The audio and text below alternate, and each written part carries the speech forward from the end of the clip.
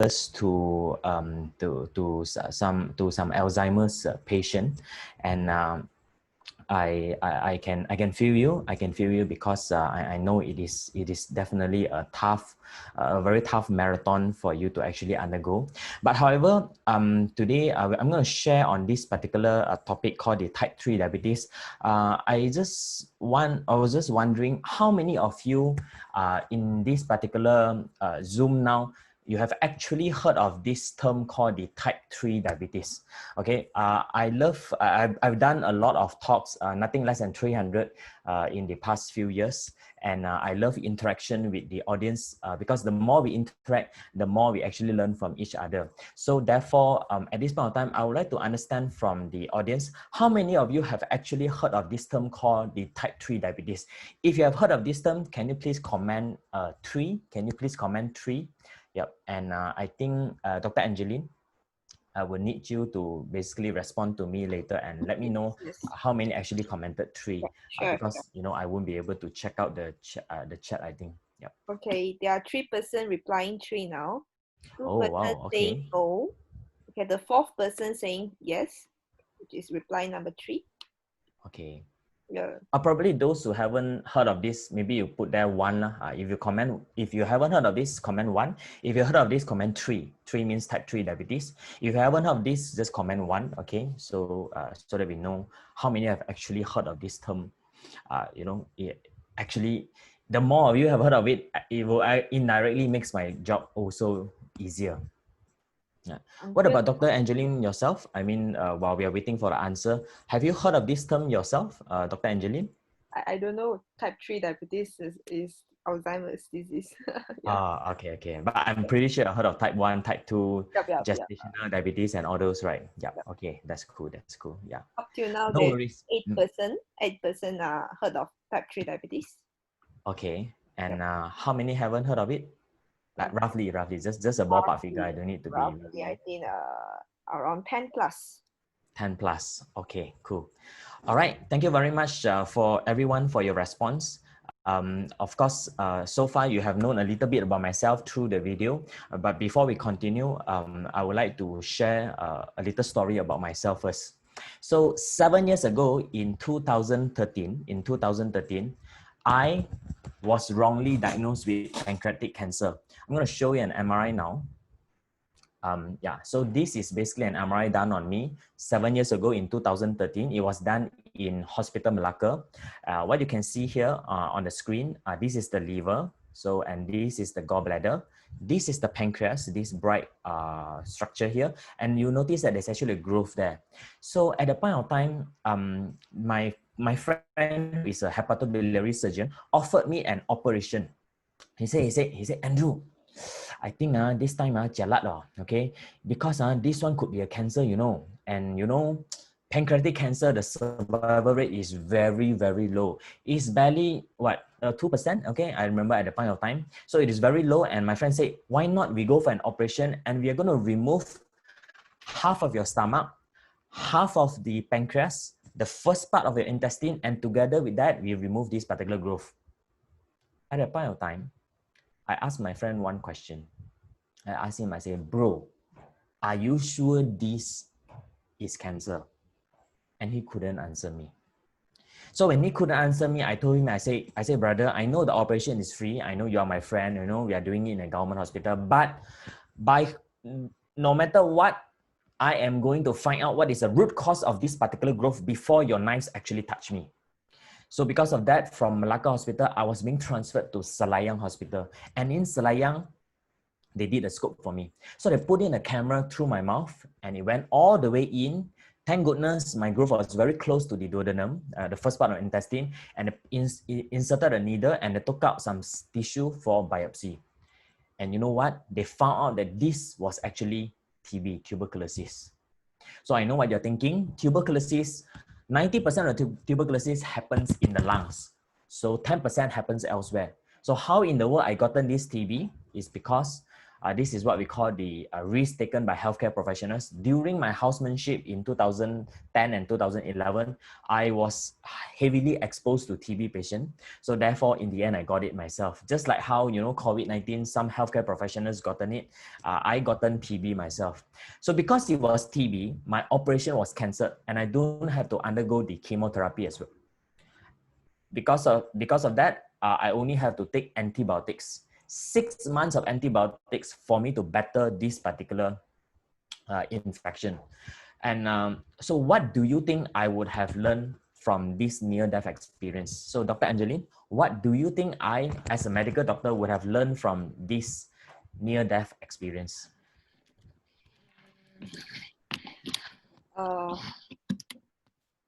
Life is precious. I don't know. Life is precious. Yeah. Okay. Yeah. Anything else? Shall we pass the Okay. because I was managing some technical thing at the same time.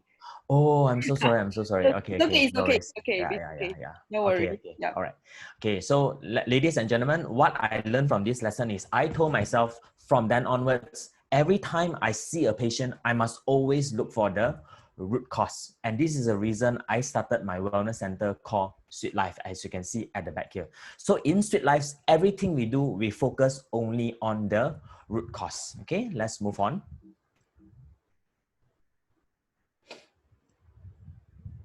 All right, so this is an interview done by Bernama TV. And this happened last year in 2019 on World Diabetes Day, which is the 14th of November. And of so many doctors in Malaysia, thousands and thousands of Malaysia, why am I selected to be interviewed during this so-called auspicious day for diabetes? It's because in Malaysia, there are very few doctors like me who can help patients to reverse diabetes. Reverse meaning to throw away the medications, to throw away the insulin injections, as well as throwing away the supplements, all right, by reversing the entire condition, all right. This is the reason why I was being interviewed. Okay, so this is the next, okay, there's some screenshots of me. All right, so in today's presentation, all right, for the next 1.5 hours, I understand that I'm given until about 3:30, and of course, if time permits, I would like to share more. Because I tend to be a bit long-winded, because I believe in using education to empower my patients so that they can reverse their diabetes. So in today's talk, the first half, I'm going to focus on type 2 diabetes, right?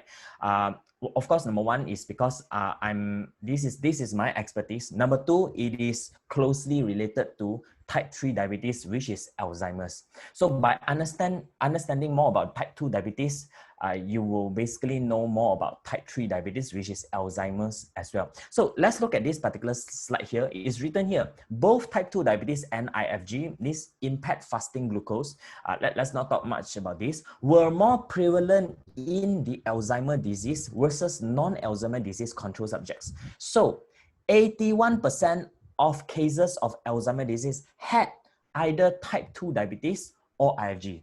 So at this point of time, ladies and gentlemen, I just want to inquire, I need some feedback from the audience at this point of time. How many of your family members who had Alzheimer's actually had type 2 diabetes also? All right. So if they have type 2 diabetes, all right, please comment there too. If they have type 2 diabetes also, I mean, if they have Alzheimer's as well as type 2 diabetes, please comment 2. So if they don't have type 2 diabetes, please comment there, let's say 1. All right. So 1 means don't have type 2 diabetes. 2 means they have type 2 diabetes. Of course, with the condition, with the condition of underlying condition of Alzheimer's disease. All right. So let's hear from the crowd. Dr. Angeline, Yep. are you there? Yes. Is there anything you want to ask me? Nothing. I'm actually reading the comments. So I think the one and two are average. So they're computing average number. Oh, okay. 1, okay. 2, 3, 4, 5. 5 participants saying 2. Now Yep. 1 is more than 2. Oh, okay. Yep. Okay. So there's more ones, as in that means there's less twos lah, right? Less 2. Yep. Okay. What is the ratio like now? Like 2, 3, 4, like percentage wise? I think it's 40, 60. 40, 60. 40, yeah, 42 and then 60 is 1. Okay, okay, all right, yeah. Okay, cool. Thank you everyone for the response. Thank you everyone for the response. So now we are going to move on. Since I was talking about the root cause, okay, before I move on, I would like to share this disclaimer first. The views and opinions presented are based on my own research and clinical experience. I have 10 years clinical experience. I've been practicing as a medical doctor for the past 10 years. And please consult your own healthcare professionals before you make any changes. Or your family members make any changes to your medications or lifestyle, especially if you have diabetes or hypertension, all right? Because whatever that I'm going to share, if you start practicing it on your own without the monitoring of a qualified healthcare professional, it can be very dangerous because hypoglycemia can happen, means the sugar can just crash.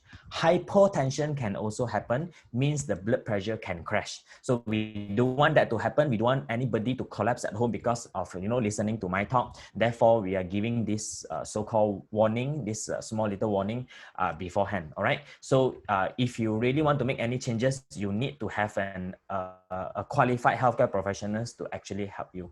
All right.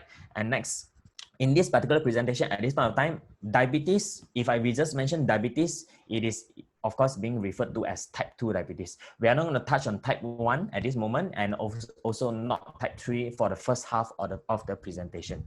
Okay, by the way, ladies and gentlemen, I usually prefer the question and answer sessions to be done throughout the entire session. So if you have any questions, please post it up. We prefer you to actually type it in the comment. And Dr. Angeline, I will need your help to basically, alert me. All right. So anytime if you have, any pressing questions, just alert me, just ask me, and I'll try my very best to answer the questions. Is that okay? Because I don't like anyone to keep the questions till the end. The reason is like, if you keep the questions till the end, right, the moment you start thinking about the questions, you will be focusing on the questions rather than focusing on the talk, okay, which defeat the purpose. So I want you to straight away ask, okay? I don't want you to be constipated with that question. So straight away ask, just release that question, all right? And just let me do my part by answering the questions for you, all right? So Dr. Angeline, feel free to basically stop me in between of my talk and things like that whenever there are some pressing questions, okay? All right. Okay, so I put to your hands, putting the trust to you, of course, if with relevant questions to be actually asked. All right. Okay, let's move on. What is the root cause of type 2 diabetes? Okay, so when we talk about root cause, ladies and gentlemen, I would like to understand from every one of you, how many of you actually realize most of the time healthcare professionals are focusing more on the symptoms rather than the root cause? Just like what happened to me 7 years ago, where my friend was actually focusing on, elevating my symptoms by removing the tumor without finding out the root cause. How many of you actually realize doctors generally, of course not everyone, generally focuses more on the symptoms rather than root cause? Okay, if you agree with the statement that most doctors are focusing on the symptoms, please put that 4. Okay, let's put that 4. Okay, if you don't agree with this statement, okay, and you say, no, all doctors are focusing really on the root cause only, please put there 5. Okay, I repeat, if you notice most doctors are focusing on symptoms only, put 4. Generally, if they focus more on the symptoms, put 4. If you realize that no, they are actually all focusing on the root cause, they are all very good, please put there 5. All right, while waiting for the answer, Dr. Angeline, what do you think? Since you are you just completed your medical school and you are about to come out to the medical, the medical working world, what do you think? For me, I think generally most of the doctors, they actually focus on symptoms, but as a healthcare professional, we should actually go and find out the root cause. Yep. All right. Okay. Yeah. Up okay. to now, Yes. everyone is giving 4. All right. And there is a question, somebody asking, can you Yes. define Alzheimer? Can I define Alzheimer's? Yes.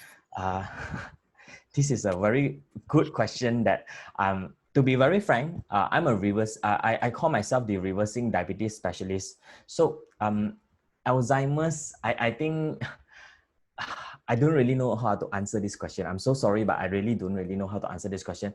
I know the symptoms, due to the symptoms of Alzheimer's, like all those forgetfulness and things like that. But I think you can easily search the definition of Alzheimer's in a lot of, just go to Google and you can actually search it. If you really ask me to define, frankly speaking, I don't really know how to, exactly define it. But today, I'm going to actually share with you the root cause of Alzheimer's. And this is where of course, this is where my expertise is. Yeah, and sad to say, at this point of time, why am I so focusing on the root cause is because I think, ladies and gentlemen, you already realize that most of the medications, drugs, and all these prescription drugs are not really doing so well. I mean, even when it is being prescribed to the patients, and sadly, most of these are also focusing more on the symptoms rather than the root cause. Yeah, I'm so sorry, I couldn't really give you a very definitive answer on what is Alzheimer's, because frankly speaking, I have hundreds and hundreds of type 2 diabetes patients, but at this moment I really don't have any type 3 diabetes patient with me yet. All right, so how's the response so far? Sorry. Everyone is giving 4. Okay, so at this point of time, I want to plead everyone not to put any blame on any medical doctors, all right, any healthcare professionals for that matter, all right. The reason is because we are trained that way. We are trained that way, all right. It's not our fault, all right. And the reason why I'm so into root cause is because of what has happened to me. Without that past experience, I wouldn't be where am I today, all right. So now I'm going to go into this type 2 diabetes. What exactly is the root cause of type 2 diabetes? We have to understand that unless we understand what is the root cause of type 2 diabetes, patient will suffer for the rest of their life. They will be taking medication, they will be taking insulin injection or even some supplements for the rest of their life unless the root cause is being dealt with. But why root cause? Why not symptoms? Okay, in order to understand this, I'm going to give an analogy now. I have a bottle here. And let's say this bottle is a hot one. Let's say this is a hot one. And I'm using my hand to actually hold it. Okay, so what's going to happen is, all right, so Dr. Angeline, what's going to happen to me now? When I hold this very hot bottle, I mean, accidentally touch it. Yeah, what's going to happen to me? You will quickly withdraw. Before I withdraw, what happens? I feel hot.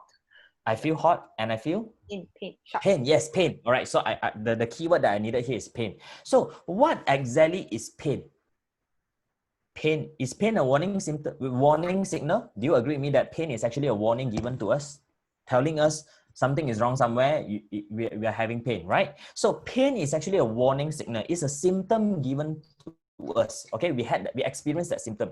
Okay, so in order to treat the root cause, okay, the root cause of this problem now, I have to remove my hand away, right? Like what Dr. Angeline just mentioned, I need to actually remove my hand. But removing the hand is by treating the root cause, because the root cause is this fellow here is hot. So I need to remove my hand so that I don't continue to touch it. Okay, so to treat the root cause is to remove my hand. Let's say I want to treat only the symptoms. Okay, so Dr. Angeline, how do you think I can treat the symptoms if I only want to treat the symptoms? You mean after you already on hold? No, I'm still holding it. I refuse to treat the root cause. I just want to treat the symptoms. What am I going to do? How to treat my symptoms? My symptom is pain. Take medication. Exactly, take medication. So I was like, okay, I'll just call one of my nurses and say, oh, can someone just give me an Acoxia or something, some strong painkiller? And I pop in, I continue hang on to this. I pop in the painkiller. And then after about, let's say 20 minutes, half an hour, my pain reduced. But my hand continued to hang on to this hot bottle. Do you understand the analogy now?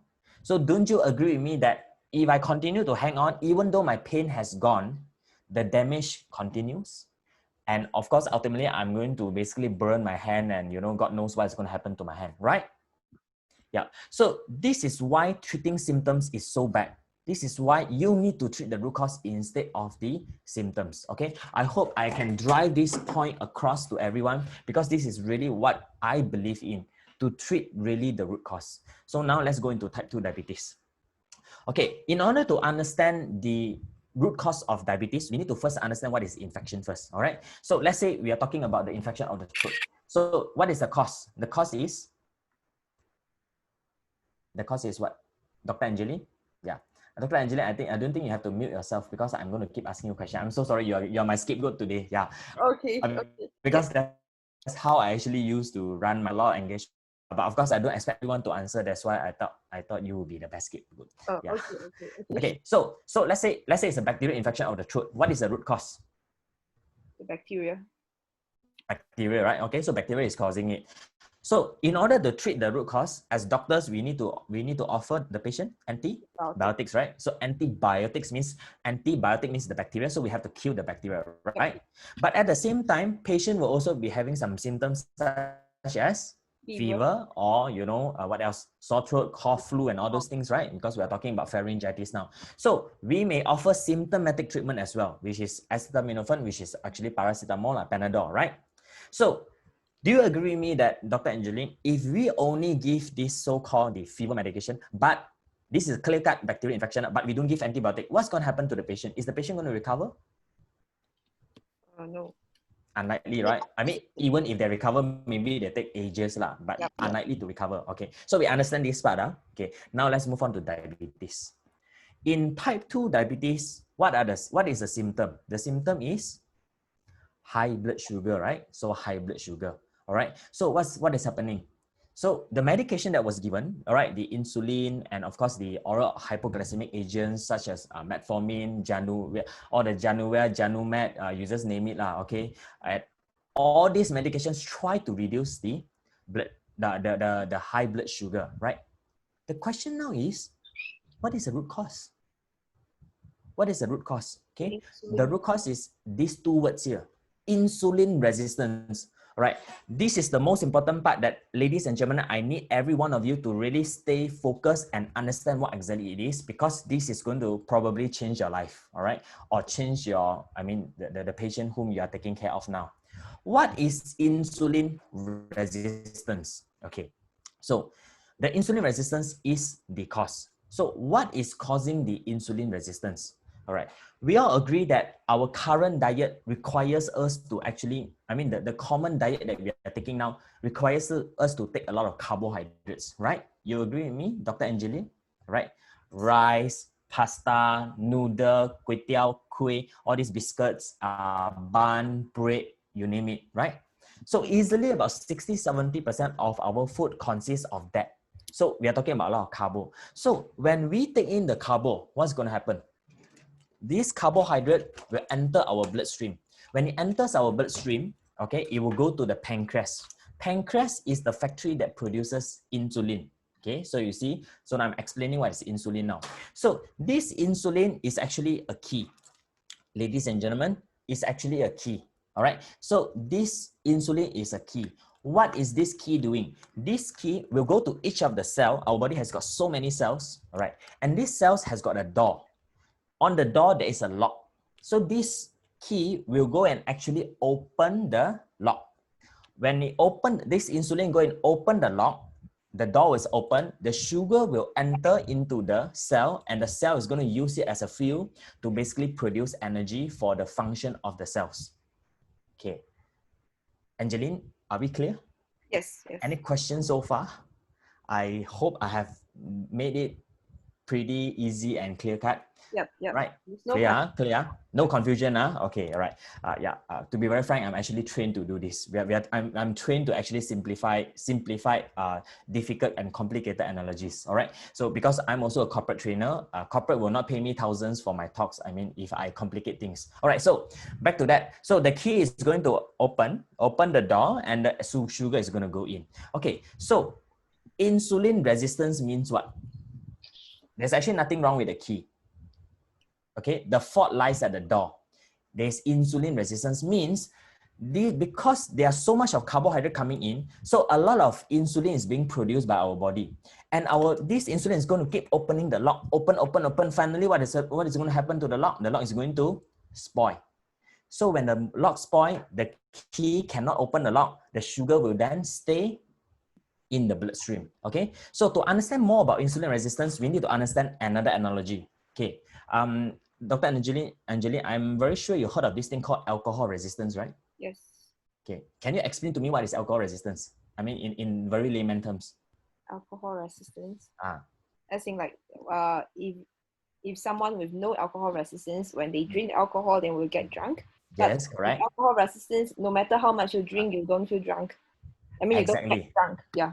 Correct. Okay, very good. All right, so you pass. Okay, so basically, alcohol resistance is this: when somebody's who just started drinking, right? Probably they drink just 1 pint, 2 pints, and they're drunk.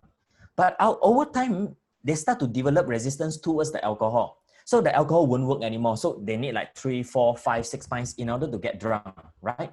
So not just alcohol, but any medication for the matter, even if you're taking high blood pressure pills, you're taking diabetes pills, or even the medications that you're taking for Alzheimer's, you notice that initially it actually worked for a while.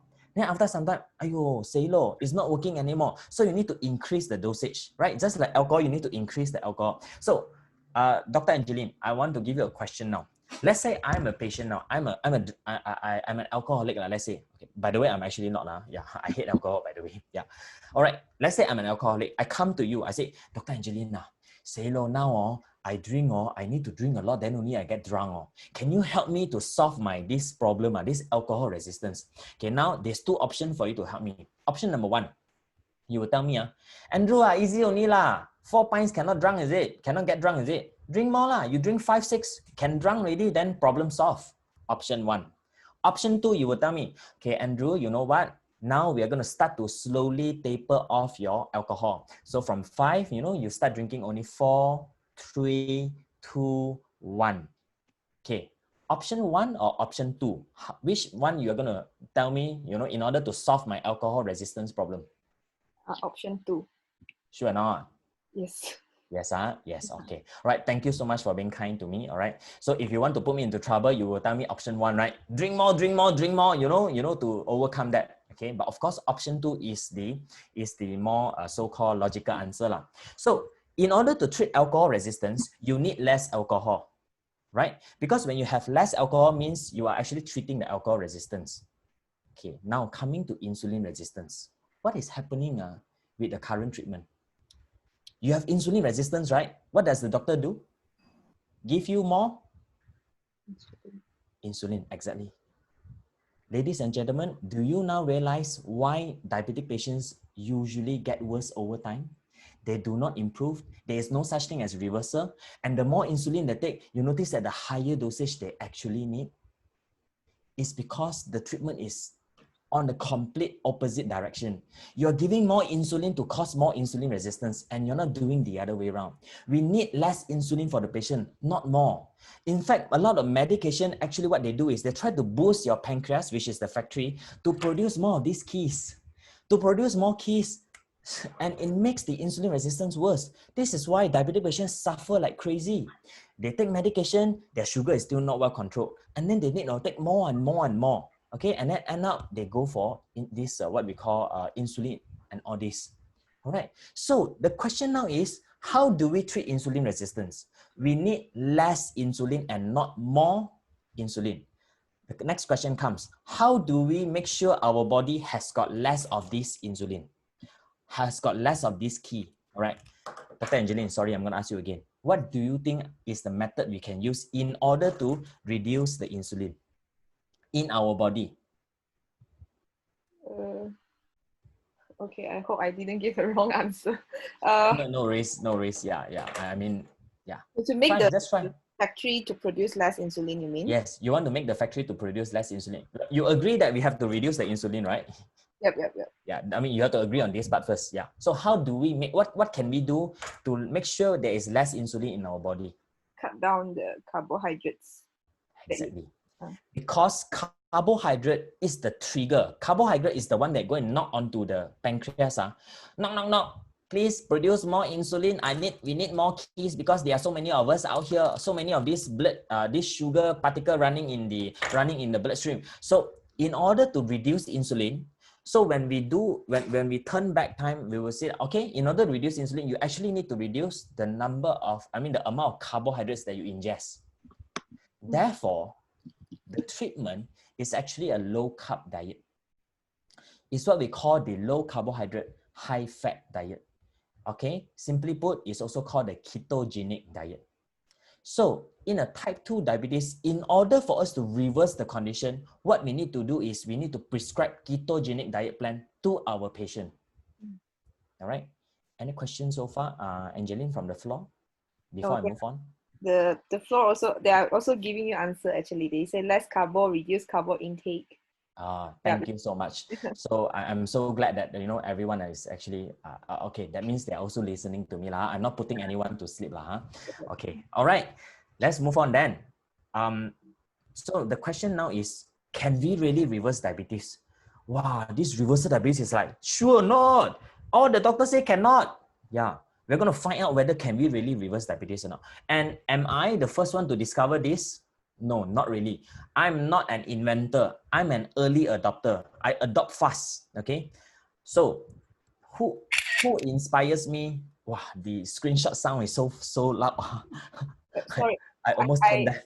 Yeah, I click it. Sorry, accidentally click All it. right, no worries, no worries. Okay, so the first doctor to actually inspire me to do what I do now, that means reversing diabetes, is actually this lady here.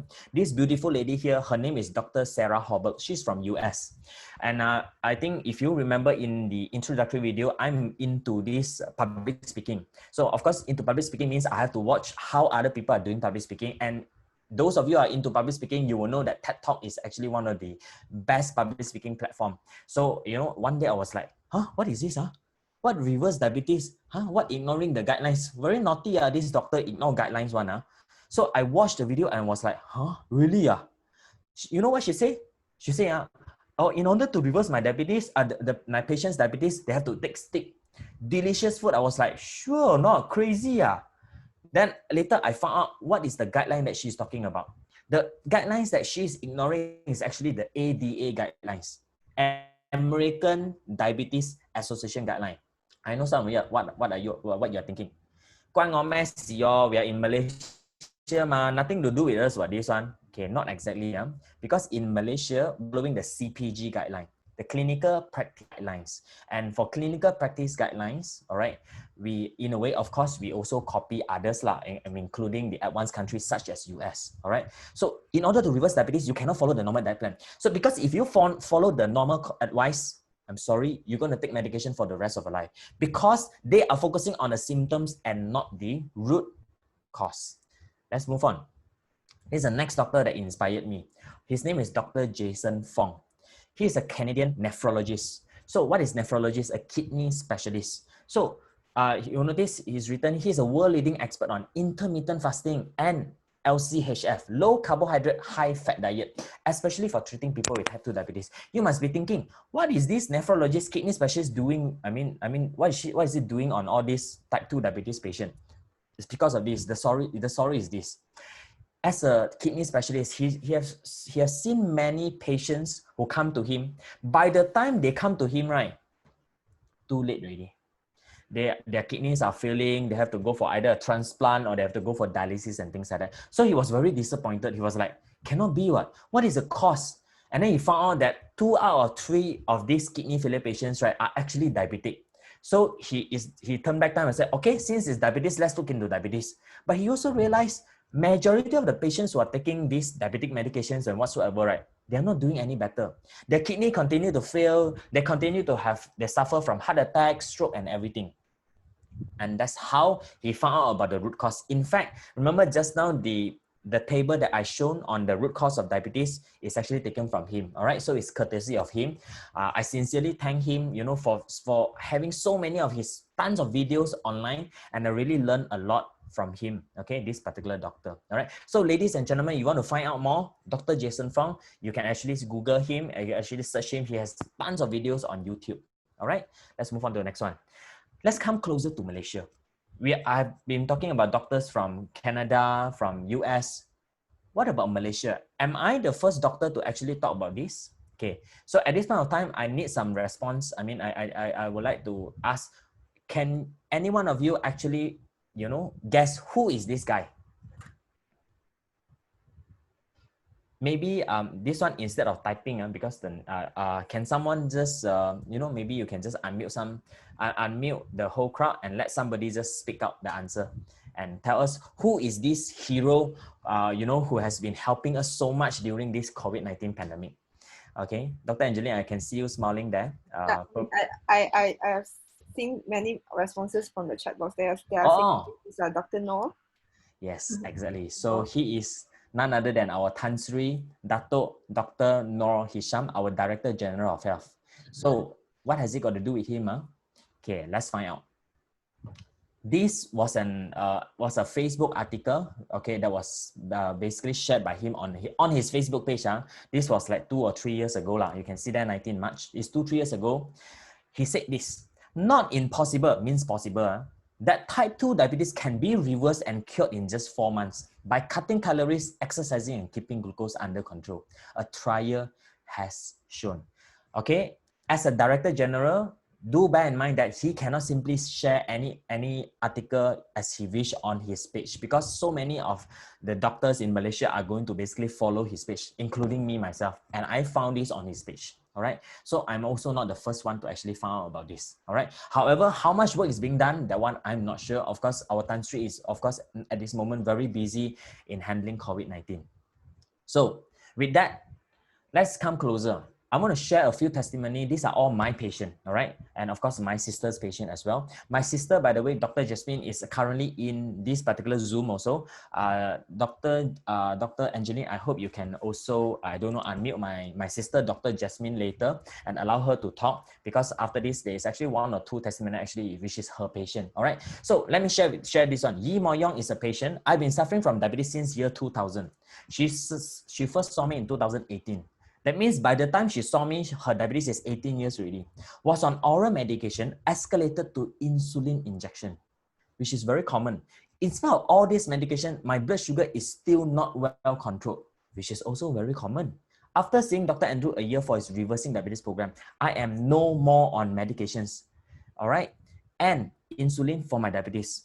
In 1 year's time, I removed his almost 100 units of insulin. I removed all her oral hypoglycemic agents. And weight-wise, I've also lost about 20 kg. And my blood pressure has normalized. I've also thrown away her blood pressure medication. For your information, ladies and gentlemen, diabetes, hypertension, and obesity has got the same root cause, which is insulin resistance. This is why when we treat one using ketogenic diet, all 3 parameters will improve, all right? Overall, I'm happy that my total health has improved. Let's take a look at her picture. This is her. This is a 21 kg drop in 1 year's time. And the best part, she's no more injecting herself 4 times a day. She's no more taking pills. She's no more, not even any supplements. Okay. I know some of you are thinking, this doctor must be selling some supplements. Just for information, I hate supplements to the max. The reason, I have personally seen so many patients died because of supplements, all right? So ladies and gentlemen, as far as possible, please don't take supplements. Just go for real natural food, all right? So let's move on. Next patient. This patient, having been diagnosed with hypertension 30 years ago, she first saw me in 2019. So this is 1990. I thought I had to be on medication all my life, which is very common. Most doctors will say, oh, the moment you get diabetes or hypertension is lifelong. It's not a death sentence, because you don't die straight away. It's like the doctor won't tell you, you got hypertension, then next day you die. No, it doesn't work that way. It's a life sentence. You suffered with it for the rest of your life. So this patient said, okay, I thought I had to be on medication all my life. Over the decades, the dosage of medication only kept increasing. This is the same as I just mentioned just now. We develop resistance towards the medication. But after consultation with Dr. Andrew, every month I could reduce my drug dosage. Now, after 7 months, I no longer need any medications. I've also dropped 12.1 kg in these few months. Let's take a look. So this is her, 12.1 kg. I cannot forget how she actually shared with me. She's a teacher actually. And you know, during our MCO time, school is one of the last institution to be started. And right before the school started, I had one consultation with her remotely, okay, because she's from Ipoh, I'm in Kelana Jaya. And she told me, she said, you know what, Dr. Andrew, most of my colleagues have to go and buy new clothes already, for before the school start. I say, why? Because most of them put on weight. I say, oh yeah, obviously, because they have been, binging on all the carbs and everything at home, obviously they become fat lah. Then I said, good for you. You don't have to buy any new clothes. Did she say, no, I am so thin now. My shirts are so loose. And you know, her own gym instructor is laughing at her. She said, you know, you look like a small little girl wearing some very baggy shirts and things like that. So she ended up buying new clothes as well for herself. Yeah. And this is another testimony that we have. Let's move on. This one, I would like to invite Dr. Jasmine, all right, to actually share because this is her patient. This patient is from Kluang, Johor. We also do remote consultation with her. Dr. Jasmine, are you there? If you're there, all right. So can you just I will share about just, your patient? Yes. yeah, this is my patient. I'm Dr. Jasmine. You want to share a video as well? I think it's okay. All right. I will just share the like this. So this patient is from Kluang, Johor. Okay, I actually do online consultation with my patients. She's already 66 years old, previously on 52 units of insulin every single day. So because of those insulin injections, she didn't manage to reduce any weight in spite of trying all the exercise, herbs, and whatever that she's doing. She also looks like a 4 months pregnant woman last time. After that, when she started the reversing diabetes program with us, she has lost 3 kg. Yeah, that one is in a while's time. And then she also has to buy new pants already, because from a size 12 she has to buy size 10. Of course, now she's even lighter. And as you can see, her insulin was also stopped immediately after 2 weeks, and her pressure went from abnormal to normal already. So this is a very this is a very successful story, and she's very happy lah, of course. All right, great. Okay, thank you, Dr. Jasmine, for your sharing. We will move on now. Okay, so the truth about type 2 diabetes is that type 2 diabetes can be reversed without medications, injections, or even any supplements for that matter.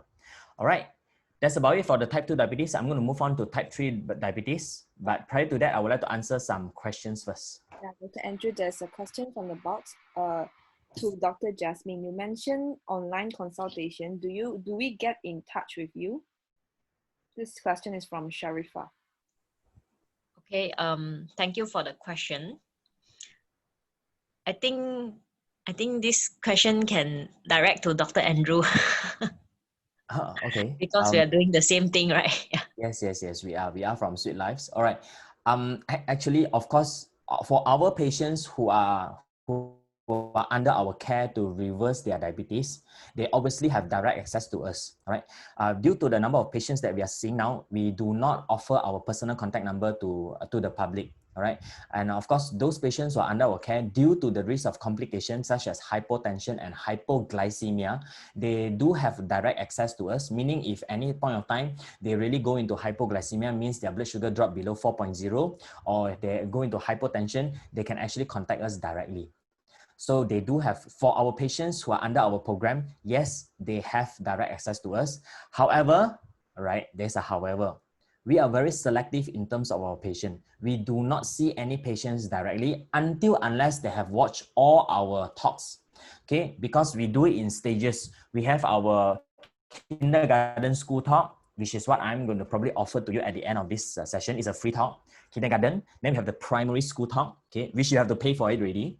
And then when it comes to one-on-one, okay, for us to help you to remove your medication, that is actually the secondary school level. So no one will actually go straight to a secondary school unless they've gone through the kindergarten and also the primary school education. All right. So which we can actually talk about it more later. All right. Thank you so much for the question. Any more questions? Yes, Agnes Law is saying that cutting down on my carbs after doctor recommended another 500 milligram of metformin. So in total, is that baby having diabetes? I'm going to mute. Sorry. Okay. So Agnes Law is saying that so in total daily is 200 milligram of metformin, but the fasting blood sugar is no, it's 2,000 per day. Sorry. 2,000. Okay, 2,000 milligram lah. So, but the fasting blood sugar is still around 7 to 5.5, 8.5, sorry, 7 to 8.5. Yep. That is still high. It is not as simple as you think, because all this takes time. And Agnes, if you are doing it on your own, please be extra careful. You actually need a doctor's monitoring. Why? Because if you are searching for information online, you will most likely be finding information about keto diet plan, but you won't be able to find much information about reducing the medication. But even if you can find, you might not want to do it, because you wouldn't know which one to actually drop first, how to actually reduce the dosage. Because as doctors, we have our advantage is we know what kind of medications for us to actually drop first, to make sure that you are doing it correctly. All right. And insulin resistance takes time to actually to recover. So sometimes you do not see immediate results. Yep. Christina Tiong is asking that can she look at the previous slides quickly again? Previous slide. I'm actually having some problem with the, wait, just one for a while. Okay. Previous slide as in this one, is it? Are you talking about this one? Christina. Next, the truth. I want to look at the truth. The what? Oh, the truth. Oh, okay. Sorry. Can I just ask Dr. Andrew, since we are just looking at the slide, Hmm. you were saying that normal doctors will normally recommend higher dosage when our sugar level is not monitored properly. Yep. And yet at the same time here we are being having some information of like we have to reduce our carbs or go to a ketogenic diet.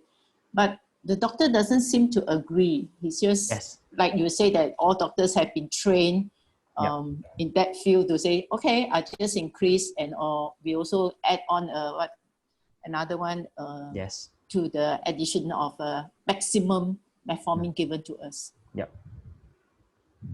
So, and you were saying that I need to see a doctor which will help me in this, which I actually have seen. Of course, mine is referred to the government clinic and a hospital.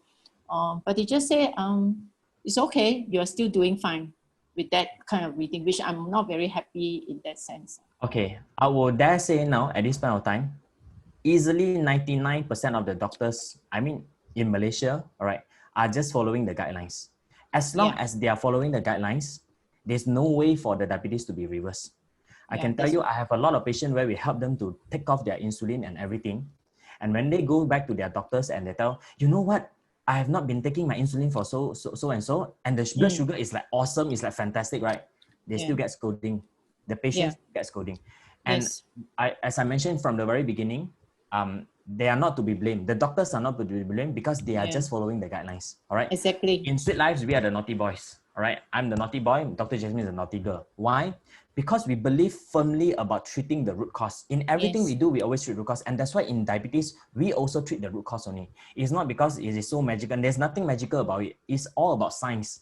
And we have so many testimonials that we can share if you want to. I mean, if we can just share over and over again. So ultimately, is what the patient wants. If they want to just follow the guideline, they want to continue taking medications, they want to continue the insulin injections, please go ahead. But if they want to reverse their condition, this is where we come into the picture. In Malaysia, at this point of time, there are actually less than 10 of us. There are less than 10 of us who are doctors like me or Dr. Jasmine who can help patients to basically reverse diabetes in a safe manner. Yeah. So it's the choice of the patient. It's not because we are better or not. We are not better. We are just doing things differently because we are focusing so much on the root cause. Will the Alzheimer Foundation or your good self be able to show us where are the clinics that we can go to instead? We are going to show you ourselves, Sweet Lives. Yes, but as we mentioned, we do not see patients directly because we actually do a lot of filtration. Unless you have gone through our kindergarten and primary school program, we do not see patients directly. All patients who are referred to us, we will point them back to our other health talks first. Unless they've gone through the health talks, we will actually not see them. Because why? Our kindergarten school talk, kindergarten talk, which is the online health talk on Facebook, is 2 hours. Okay. When they sign up for the next program, which is a primary school program, is another 2 hours. By the time they come and see us for the secondary school program, is 1 full hour. In Sweet Lives, we are not touch and go doctors. I'm not sure whether do you understand what it means by touch and go. You see, most of the time when we see doctors, you go there, you wait for the doctors for 1-2 hours. How long do you get to see the doctor? Okay, probably Agnes, you want to share with us. How long do you actually spend with the doctors in the room? Sometimes only 5 minutes or less. Yes, okay. Again, they are not to be blamed because the system is such a way they cannot afford to spend more than that kind of time, because you can see tons of patients waiting outside, especially if you're talking about government. And worse still, you're not even seeing the same doctor. Every time you go, it will be a different doctor. Do you really think the doctor knows what your case is about? All right. In Sweet Life, what we do, the first appointment, if you are enrolled into our secondary school program, which is the Reversing Diabetes program, we see you for 1 full hour. Our patients here only wait for us 5-10 minutes.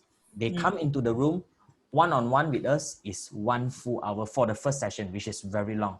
We can afford to do that because of our system. We have done our system in such a way that we really spend good time with our patient so that they understand what is going on. Because our mission, Sweet Life's mission, is to use education to empower our patients so that they can reverse their condition.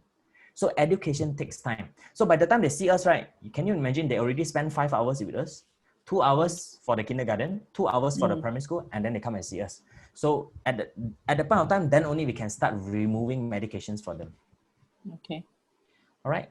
Yes. Okay. Can we go on? Because it's 3 o'clock already. I don't really know how much time. I believe I can complete in the next half an hour lah. All right. So, but if you are interested, I don't mind dragging it all the way until 4 o'clock. Okay, depending. All right. Let's move on first. So the question now is, what if the root cause of Alzheimer's disease, which is type 3 diabetes, is similar to type 2 diabetes? Okay. So ladies and gentlemen, for those of you who are being bored due to the information I shared about type 2 diabetes, I hope you have been listening, because now this is the link. Okay. How are they actually related? And am I the first one to talk about it? Not really too. There have been clinical studies done on this. Look at this. Insulin resistance of the brain as a factor associated with Alzheimer's is so well documented that some researchers have called Alzheimer's type 3 diabetes. This is a European Neuropsychopharmacology 2014. Type 3 diabetes is a sporadic Alzheimer's disease.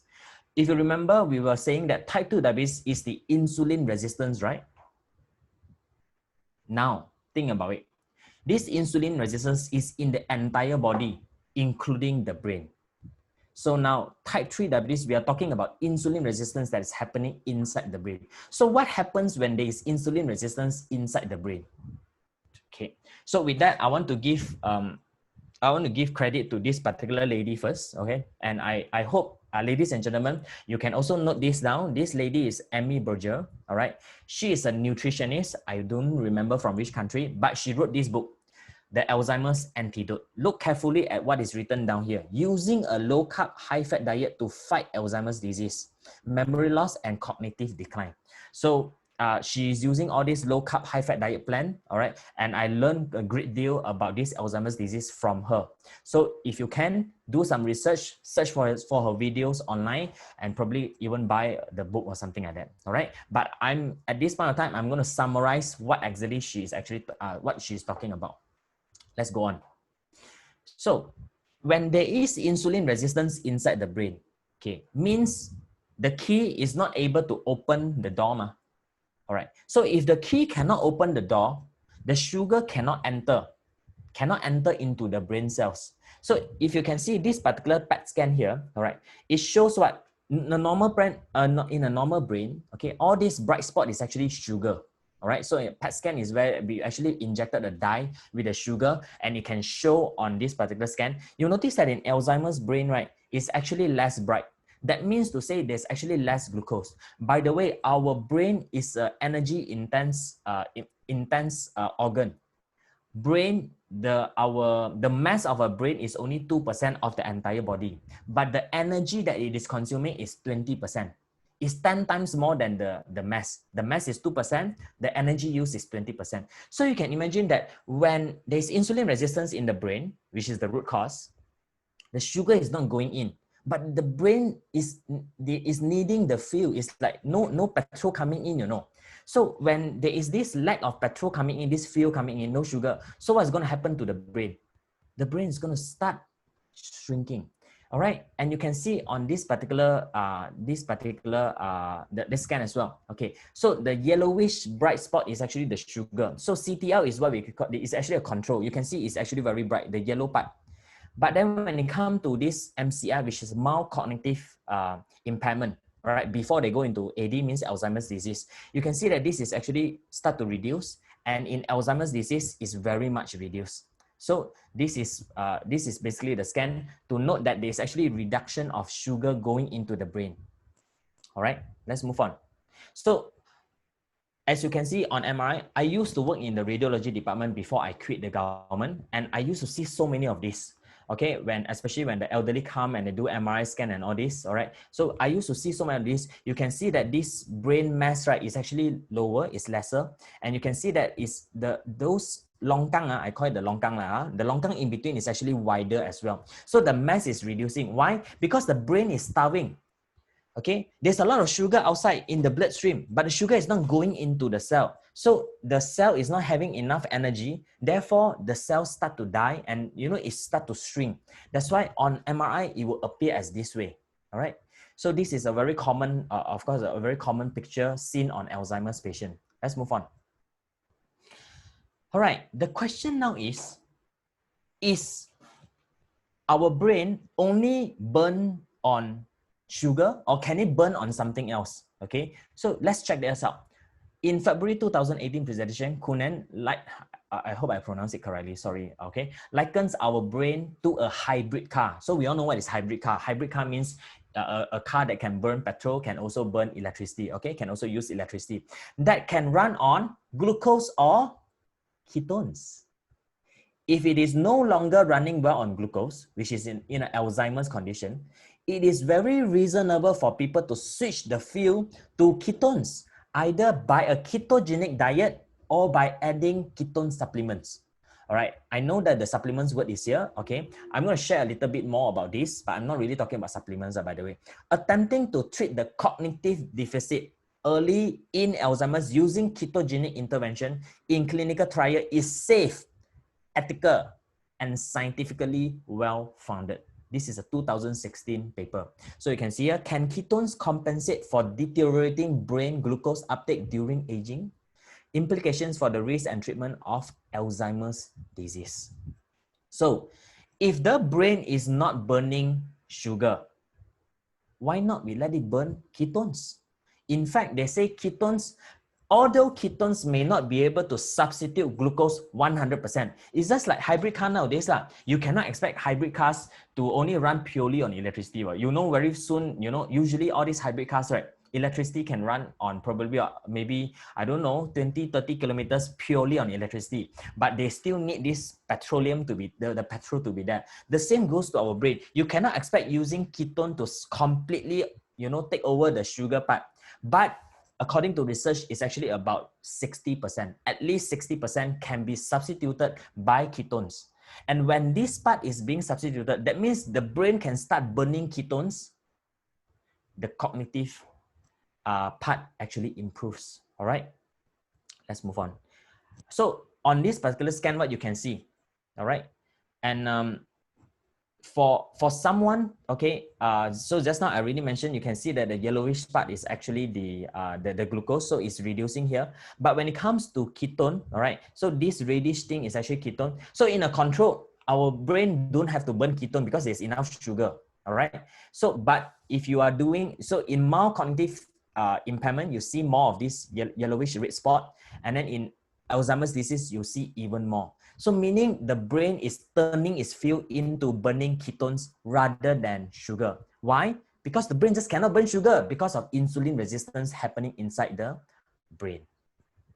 So can you see, this is one of the study, all right? So placebo means, of course, they gave some fake things, all right? You notice that in terms of this, this is what I actually see, CMR, okay? The improvement, pre and post, there's actually nothing. In fact, it's actually getting worse. But for those who are using MCT, so what is MCT? This one, we are talking about the medium chain triglycerides, okay, which I'm going to touch a little bit more. So medium chain triglyceride is a type of oil, all right? And you can either get it in MCT oil form, which you can buy outside, or you can actually take it in coconut oil form. After this, I'm going to share with you slightly more food on what kind of food actually contains this MCT, all right? And you can see that there's actually a marked improvement between pre and post when we start prescribing MCT, which is not even the pills, not even, you know, it's some oil that you can find in the supermarket, okay, for goodness sake. You can see a marked improvement, all right, in the patient. Let's look at some other clinical study. I'm going to show you about 3 or 4 clinical study that shows how these ketones are helping. In a 2012 study, 23 older adults with mild cognitive impairment, MCI, were randomly assigned to eat either a very low carb ketogenic diet or a high carb low fat diet. Do bear in mind, this high carb low fat diet is actually what we call the guidelines. The common diet is this way for 6 weeks. Those on the ketogenic diet lost weight and inches around their waist, okay, which is normal for our patients, is like that, and also saw improvement in terms of the fasting blood sugar and insulin level. Most importantly, the performance on memory tests majorly improved in the low carb group. Low carb means high fat, with the greatest improvement among those who achieve the highest levels of blood ketones. Moving on. In Japan, 2016, right, these researchers conducted a trial in 19 healthy, cognitively normal adults over the age of 60. They fed with participants a ketogenic meal with MCT oil, measured their blood ketones, and ran cognitive tests 90 and 180 minutes after the meal. Those with the worst cognitive scores prior to the keto meal showed the most improvement in working memory, visual attention, and task switching after the intervention. Let's move on. So this is from Diet Doctor. In 2018, Kunen, I think I remember just now I actually mentioned his name, published his group result of a 6 months randomized control trial, RCT, of ketone supplements, which is 30 grams of MCT. For information, 30 grams of MCT is actually 2 teaspoons of coconut oil in 17 patients with mild to moderate Alzheimer's disease. The cognitive results were encouraging. With what we have learned from that study, we will recommend 40 to 45 grams a day instead of 30 grams. Okay, so sorry, let's double or triple. That means the patient should be taking about 3-4 teaspoons of coconut oil a day. All right, before I move on, any questions so far? There are a few questions actually in the box. Irene is saying that my bilirubin and urea are elevated for the first time. I'm not diabetic, hence I am quite ignorant. I take statin and my total cholesterol is around 6.2. Yeah, this is a question. Sorry, what is that question again? Microalbuminemia? No. She said that her bilirubin and her urea are elevated for the first time, and she's not diabetic, and she's quite ignorant, so she takes statin and her total cholesterol is around 6.2. Okay. The picture is not complete enough for me to actually comment. However, just the total cholesterol alone doesn't make any sense. We have to look into the triglycerides. We have to look into HDL. We also have to look into the LDL. And LDL is not what we perceive as bad cholesterol. There's a good part of LDL. There's also a bad part of LDL. All right. So just with this information alone is not enough. However, you have to be careful if you start having just now was what? Bilirubin, and what is the another one? Urea, is it? Sorry. Yeah, urea. Yeah. But with this information is definitely not enough. I think Dr. Angeline, you will probably agree with me that it's insufficient for us to actually say or comment anything on this. Let's move on. Yeah. Next question. My mom's HbA1c reduced from 12.5 to 5.8. Wow, that's good. Okay, with the medication and diet. The medication dropped to dimicron. I'm not sure whether it's 1.5 tablet or half tablet a day. Then it slowly went up again to 9 while her healthy diet remains the same. Can you comment, please? She's 85 and has had diabetes for more than 20 years. We cannot comment also because we don't know what kind of healthy diet she's on. Because if she's following the so-called healthy diet that is recommended by either the conventional doctors, basically that healthy diet to me is considered a very lousy diet. And I don't think that healthy diet is the healthy diet that we are talking about, because if our patients who are on our kind of diet, which is the ketogenic diet, Our patients don't have to be on medications. We actually taper off their medications and they don't have to be on medications. And even without the medications, our patients' HbA1c can actually drop all the way up to, I have one patient with the lowest HbA1c of 5.3%. And I drop off about almost 80 units, no, not 80, about 80 units of insulin from her. Despite dropping the insulin plus medication, her HbA1c is 5 point something, which is even better than most of us, you know, the normal people. Yeah. So I don't know, I cannot comment because we don't know what kind of healthy diet she's on. But rest assured, if her healthy diet involves carbs, to me, that is basically not healthy really. All right. As long as the patient is still taking rice, still taking oats, still taking potatoes and all those, to us in Sweet Life, that's not considered as healthy. All right, that's considered as a lousy diet because with that kind of diet, that's why patients still needs to take medication. Okay, let's move on. Okay, next question. Is it important to reduce the blood sugar level of an elderly Alzheimer's or dementia patient? I think she mentioned that the random blood glucose is around 7, or just allow them to eat what they want and not to be strict with their diet. First of all, we are not sure whether the patient that we are talking about is a diabetic or not. So if it's a diabetic, the next question will be, what is the thing that we want to achieve? Do we want to reverse the condition for the patient or do we not want to reverse? If you don't want to reverse, then the patient will be on medication lifelong. If we want to reverse, of course, we have to try our level best to reduce this what we call the sugar, the carbohydrate in the particular patient. All right. So it depends on what you want. Ultimately, there's no one size fits all kind of plan. Mr. Chong is asking, how much do you charge for the consultation? Our kindergarten program is free. Okay, and we're going to share the link later. Don't worry. And our primary school program is about 200 plus at this moment. After attending the primary school program, if you like what you see, then you come on board onto our secondary school program, which is less than 2,000 ringgit at this moment. It's less than 2,000 ringgit for 6 sessions, 6 one-on-one consultations with us, where we customize the diet plan for you. And we also help you to taper off the medication. Of course, we help you to read your blood report as well. And of course, reducing your weight, reducing the medication, managing your blood sugar, managing your blood pressure and everything. Is what we do. Christina is asking, how about online consultation since she's in Sarawak? Online consultation, the price is still the same. In fact, actually about 80% of our patients see us online. They don't come to our center. All right, they actually see us online. But by the way, for information, Dr. Jasmine, are you there? Would you like to share with us where is your furthest patient? Can you share with everyone? Our furthest patient is at Kinbury, United Kingdom. Yeah, you want to share slightly more about this patient? This patient, when she found us, her blood sugar is actually very high, and then she hasn't seen a doctor before because in UK she only has access to diabeticness. So her HbA1c was quite high, and then she was forced to start on metformin. But due to side effects of metformin, she couldn't tolerate, so she didn't take that metformin. And when she saw me, her blood sugar level was 15, 16 in the range of at the quite dangerous sides, which can lead to complications.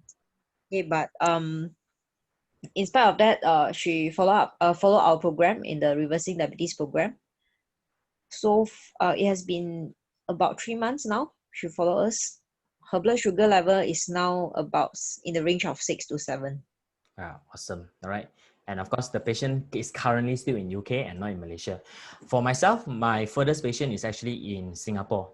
And we also do have quite a lot of patients from Sabah and Sarawak. Sabah, Sarawak, mainly Kuching, Miri, Sibu, KK, and Kuna. I think we have one in Kuna, is it? Yeah, those are the patients. So in Sarawak, it's also not a problem because it can be done online. Even our initial health talks are all done online, so it's fine.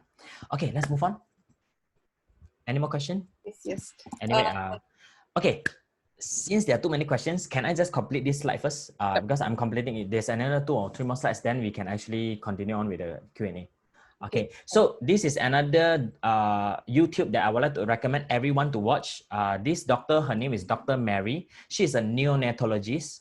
So you must be thinking, what is a neonatologist doing with Alzheimer's, right? What is a baby specialist doing with Alzheimer's? It's because her own husband is diagnosed with Alzheimer's. In fact, it's a young onset Alzheimer's. Her husband was only 51 when he was diagnosed.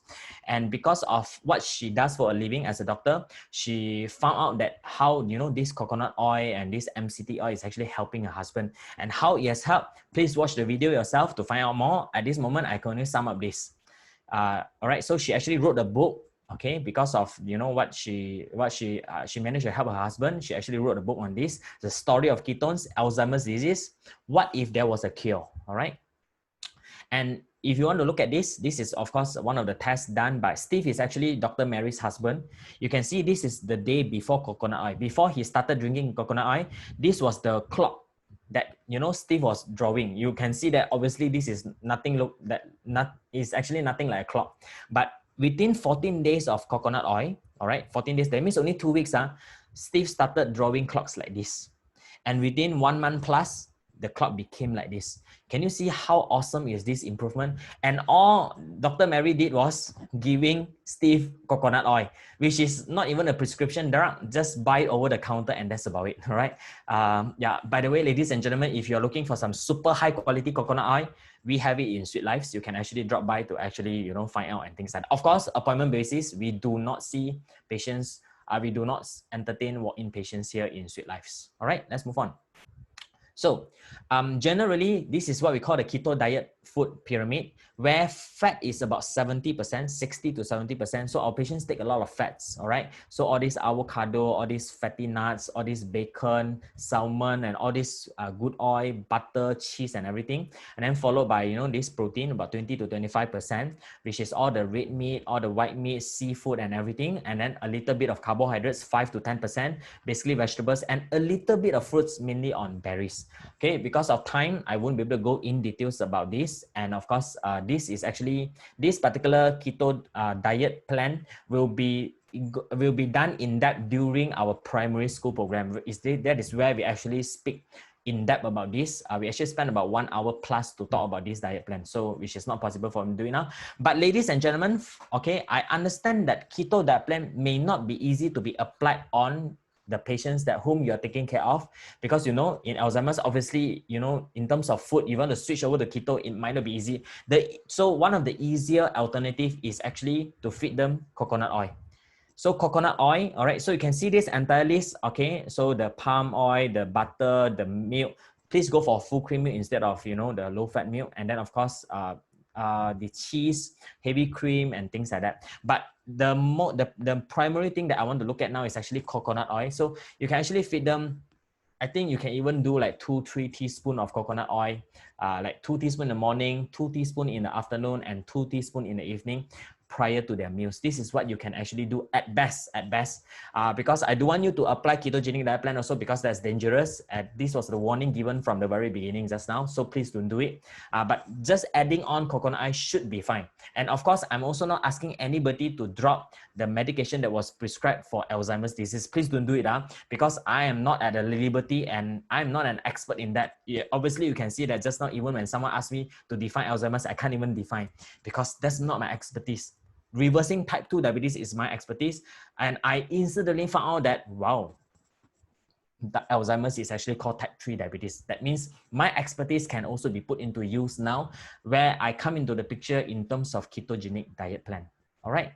So, our vision in Sweet Life is to reduce the incidence of diabetes in Malaysia to 1 in 10. And apparently now this diabetes include type 3 diabetes also, which is Alzheimer's disease. And our mission, as I mentioned just now, is to empower our patients via education so that they can reverse diabetes. So education obviously takes time. It's not going to be a touch and go thing, all right? And as promised, this is the link, all right, for our next webinar, which is on the 29th of September. It's a Tuesday night at 8 p.m. You sit at home, at the comfort of your home, and you just put on your mobile, all right, and open the Facebook, okay? You go into this link, sweetlives.com/talk. This is the English version talk, all right? You just go into that link and follow the instruction. A robot will be communicating with you, and then you will go into a group, okay? A public group. This public group, the name is called Diabetes Health Talk. Okay, and there's actually a Chinese word at the back as well. So you go into the group and stand by for the talk on the 29th of September. For those of you who wants to go in to join our our kindergarten program, if you want to see us on a one-on-one basis, this is a passport. Without going through this, we do not see patients, okay? Because we don't have time to talk about the first, you know, the kindergarten and the primary school. And then for those of you who want to listen to the Mandarin talk, okay? Alamak, I accidentally pressed. I think I exited. I'm so sorry. Okay, so for those of you who want to listen to the Mandarin version, this is the Mandarin version. Okay, so it's the same website, but just -ch, talk-ch. This is a Mandarin one. Obviously, it's not on the 15th. It's going to be 2 weeks after the 29th. Okay, so the updated version one will be written there when you actually go into this link, sweetlives.com/talk-ch. All right, so this is a Chinese version. Okay, 这个是我们讲华语的。All right. Okay, we're done. Questions. I can take questions all the way up to 4 p.m. All right. Doctor, is MCT or coconut oil is to treat diabetes or Alzheimer's? Is to treat Alzheimer's. There's a difference between treating diabetes and treating Alzheimer's, although it looks like the same, whereby both are also going into keto, so-called the ketogenic state and things like that. In a diabetes, you need low carb diet plan. You need to reduce the carb in order to achieve the results. Because remember, it is insulin resistance in the body. So you need to bring down the carb so that you bring down the insulin so that you treat the insulin resistance in the body. So to treat diabetes, you need low carb. But to treat Alzheimer's, all right, so you have to understand one thing is that it might not be easy to prescribe a keto diet plan to the elderly. So the easier way to do it is now you need to boost up the ketones in your body. To boost up the ketones, you need MCT oil, which is also coconut oil. By the way, coconut oil is 60% MCT. All right, coconut oil is 60% MCT. So you need to boost up the ketones so that when your liver produces this MCT oil, it will be turned into ketones, and these ketones will go to your brain as a fuel. So your brain can actually use the fuel, and that's how the cognitive part will improve. I hope that answered the questions. So following the question, someone is asking, beside coconut oil, what else found in MCT oil? I think I just showed in the slides just now, right? Remember? Yeah. Or it was actually in the slides already. Yeah. So I think no. I don't know whether this particular live is going to be recorded or what, but I've already shown. Do you want me to show back? Yeah. Someone is asking that whether if doctor you are willing to share the slides to them. Okay. Nah, I'm sharing the slide now. So these are all the food that contains MCT. Can I ask the questions? Can I ask a question, please? Yes. I remember reading the article by Dr. Brenner. I think Brenner or Bremer. Actually, in America, he also did the similar thing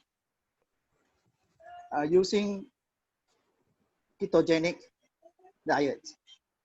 All right, I think it was published about a few years back. But since then, I mean, he did work on 23 patients, as you mentioned in your slide. Is this the same as what I mentioned, like the work done by Dr. Brenner? I'm not sure. I'm sorry, I'm not sure. But I believe there are more and more studies. Obviously, I cannot cover all the studies. And the sad part about all these studies is most of the studies related to ketogenic diet are being suppressed. Sorry to say, the pharmaceuticals and probably the food manufacturers do not want the public to know about ketogenic diet plan, because ketogenic diet plan works like wonders. When we prescribe ketogenic diet plan to patients, they remove their medications, they remove their insulin injections, they remove supplements, which is very bad actually in terms of economy for these people who are actually manufacturing the medications as well as the food. So you may not heard too many of these studies. In fact, most doctors will not be aware of all these clinical studies. And I'm not sure if that study is the same as what I just presented, but probably yes, yes. Can I ask further that as a chemist, I can understand the chemistry about ketones produced in the liver that goes into the brain. all right?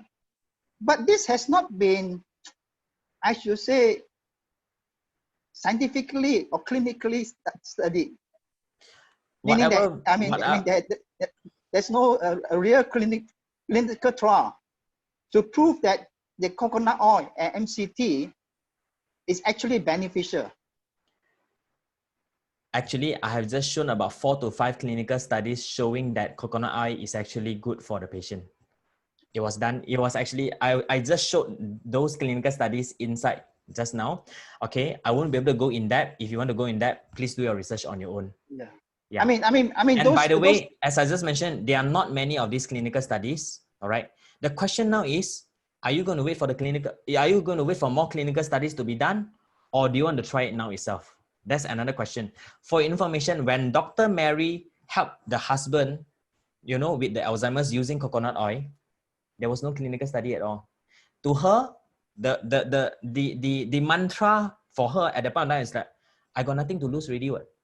I got nothing to lose. And I don't want to have to wait for any prescription drugs. Why not I just try it for my husband? And miraculously, she saw that kind of improvement. And that is why she has gone, so in depth into this, because to her, it's like, I just found a miracle and I want to make sure that as many people as possible know about this. And with this kind of finding, more and more clinical study will be done. For information, I just did a talk like this, okay? I just went back to my college about 1 month ago to give a talk, my own medical college. The reason, about 1 month ago, one of my professors just died. He passed away due to heart attack. And he has heart attack because he's overweight and he's also a diabetic patient. Why did they actually engage me? It's because I've been doing a lot of this reversal thing and things like that. Do you know what happens during the talk? I challenged my professor. I said, look, I come from Sweet Lives. My company don't have that kind of budget to run clinical study. I'm going to challenge you as the university. I come from Manipal University for information, all right? So I challenge my university, please consider this. Do a clinical study for the sake of humanity, okay? There are tons of clinical study probably overseas about keto plan and things like that, but I don't think there's any that is conducted in Malaysia so far. And probably, Colin, instead of looking around, saying that there's no clinical study, why not as a chemist, you can probably take an initiative to conduct one of these clinical studies in Malaysia. You cannot imagine, do you know that how many Alzheimer's patients you're going to help if this is actually being done? And it always starts with someone who takes the courage to actually do something about it first. Okay? correct. It's always. I'm a sole caregiver to my wife. Yep. Who have they have to cut him off. Who have dementia for the last 12 years. Yeah, sorry. And I think she's at the advanced stage and she can't vocalize. I understand. And I have looked into, the articles, many articles, I have a very good understanding about dementia and the possible cures. I think there are a lot of work being done, but the trouble is because of the blood-brain barrier that not many drugs has been successful. And over the last 15 years, there has not been any new drugs. So I'm quite interested in your ketogenic treatment, honestly, Thank you. And I have tried coconut oil, virgin coconut oil on my wife for more than 1 year because I take care of my wife and every morning I can tell her behavior, her mood, this and that. But sad to say, I don't see any improvement, I'm not looking for 100% cure, I'm maybe I want to look for maybe 10% improvement or maybe 20% improvement. If the coconut oil is not working, we probably have to look seriously into the diet plan then. So that means the coconut oil alone is not enough. We need to put her onto ketogenic diet plan. And that has to be done by a professional as well. You cannot do it on your own. All right, and I don't think I don't think it's appropriate for us to discuss now. I think because there are so Sure, many sure, other thank you. people. I think Sure, sure. let's leave the opportunity to more. Yeah, Thank you very Colleen, much. if you want to come in contact, is similar. Just go through the talk first, and from there you will understand what exactly we do. You will have a better understanding. Is she a diabetic? Sorry, Colleen. Just one last No, it's not one question. diabetic. She has no other complications whatsoever, you know, Okay, understand. except the brain, you know. Yeah. And she's at one stage. Yeah. All right. Whether it's possible to treat her. Yeah. My answer to you is I'm not sure. I'm not sure. All right, because there's no one thing that actually there's no one size fits all thing, and you know that we all know that Alzheimer's is a very complicated disease. It's not as simple as one drug can him everything. It doesn't work that way. It's actually a multifactorial thing, and I hope with this, with this question, thank you very much, Colleen, for expressing your concern and being very open to every one of us here. I think there's one take-home message that I want to bring across to everyone is that stay open because you got nothing to lose. And at this point of time, I'm actually offering you something that you see the slide that is being presented now is something that you can just drive out now and buy it over the shelf. So you understand what I mean? I'm not even selling you some prescription drugs and anything. Okay. So ladies and gentlemen, please stay open and try. All right, just try. Okay. So Dr. Angeline, yeah, let's continue on. Any more questions? Okay. If Alzheimer's disease is genetically induced, will MCT and ketones diet help in slowing down brain shrinking? Yeah. Yes. So Alzheimer's disease, we all know, is closely related to this gene called the ApoE4 protein, and so you can actually get it from one side from your mother, the other side from your father. Of course, those who have both, you have an increased risk of getting Alzheimer's, and the risk is up to 50 to 90%. That's how high it is. So of course, I don't know how they actually test this gene, but the safest bet is if you really want to prevent or even slow down the progression of Alzheimer's disease, go into ketogenic diet. In fact, in my journey of prescribing ketogenic diet to our patients, I just cannot. To me, ketogenic diet is like is a gift from God. I have so many patients who come to us looking for treatment. Reversal of diabetes. They end up, gastric is gone.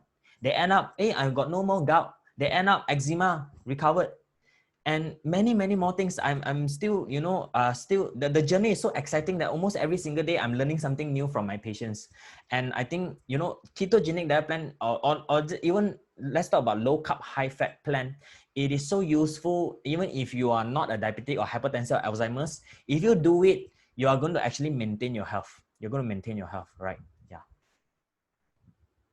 So it's advisable. The answer is advisable because do not think that, if you really have that gene, you will get it.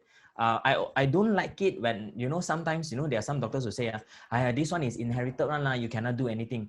It puts patients in a very helpless position, which to me is not fair to the patient. Because if it's very, very much lifestyle related, as we can see from here, all right, because we are taking so much carb and things like that, causing the insulin resistance. If it's lifestyle related, you can always do something about it. Users need to be empowered with the correct education.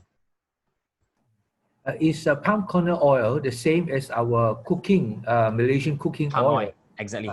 Exactly the same. Okay. Yeah. Can we just bring it? So not can exactly we the just same. bring it? Can we just sorry, because I'm not a chemist, but I'm sorry for the word exactly, but yeah, it should be the same. Not asking you to drink it. This one is for you to use it in your cookings. Palm oil is for you to use it. Be very careful with the palm oil that you find in the market, because there are many brands in the market whereby in terms of the oil, they actually mix with a lot of other oils. And then when they mix with, sometimes we don't know whether they mix with the correct oil or, the lousy oil.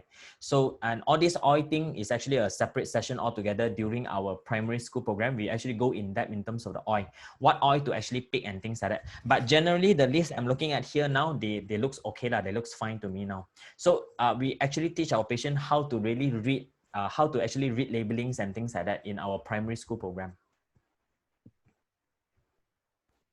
Okay. Next, Irene Lee is giving her renal profile reading, but there's no question. So maybe Irene, you can speak out because you just give the reading. So I don't know your questions.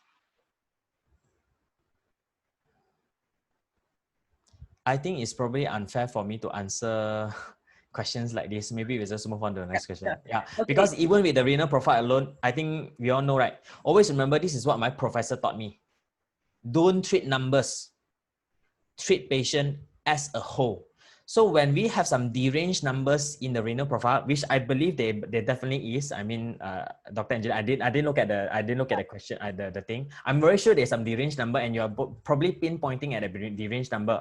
I'm sorry, we don't treat numbers. We treat patient as a whole. So we need to know the entire history. We need to know, what is causing this problem and things like that. So it's unfair for me to actually spend that kind of time to answer.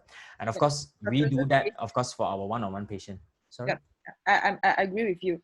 Thank Yeah. you. So from Yvonne, will taking real coconut water help too? I don't think so. I don't think that is sufficient. Yeah. Okay, so this is another patient, also have diabetes mellitus, hypertension, past history of stroke, and EGFR is 29%. Is it okay to take a ketogenic diet? It's okay if it's done by if it's done under a supervision by a healthcare professional. Please don't do it on your own. You don't know what to do, because it's tough, it's difficult. And especially at 29, I think, if I'm not mistaken, 29 is stage 3B kidney disease. It's stage 3B. And if you don't reverse your condition, if you don't reverse your diabetes or hypertension, I'm very sure it is going to progress towards stage 4. And then finally, you will go into end-stage renal failure, and you have to say hello to dialysis. All right, reverse it soon. I have patients where they came on board stage 3B, and we managed to turn it to stage 3A.